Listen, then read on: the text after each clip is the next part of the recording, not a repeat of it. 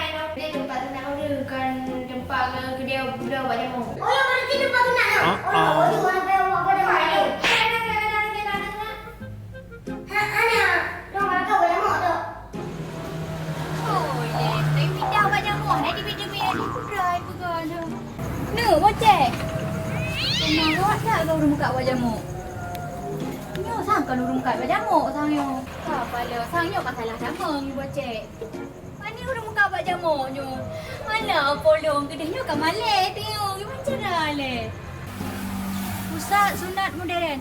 Ha? Oh, ni poting sunatnya. Apa hai bocek? Oh, ada apa? Udah. Mana? Kak, belum apa jamu? Salah nama. Ada nama. Nanti buku gede pun lagi. Bukan lekatnya lupa sunatnya. Bagus kat wajah ulang. Oh, dia kerja, boleh. Dah sunatnya. Okey.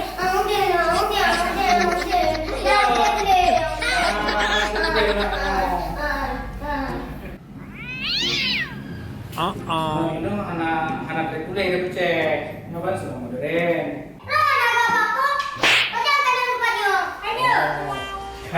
Tahu tak anja wajah mok dulu salah tempat.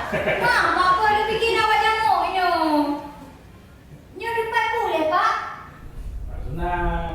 Ya. Cuba ada je sunat je. Aku ni kau apa? Tu. Hai mak. Nyo makan bapa yang babaran barusa.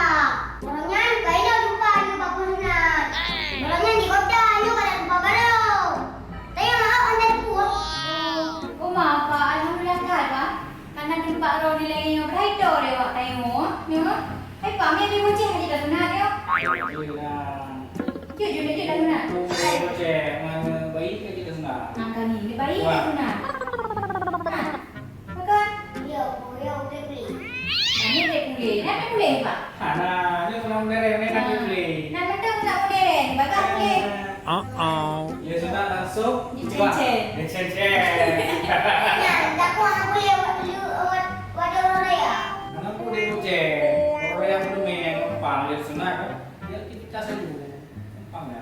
Di mana-mana je sunat dia boleh malam ni obek luar dalam kena je. Oh, tu mah macam orang raya tapi baik orang maju. Mana tengok dah. Dah bu main belu-belu. Alah, Pak nak kamera ni tak salah lama dia meng kalau dia ambil obat jamu kena. Dia ni sudah balik ya. Yang hai pemirsa buat udara yang nak sunat anak bayi, anak Tuhan, anak muda adempu je dia. Meja ada bapak pun nak sunat modern di Panggoi Kota Luxmawi. Cik nak hubungi Cik nombor di bawah ini. Makanya apa kamu lagi adik? Okey. Hai Pak, kau dah lama. Okey. Lupa ya? Beren.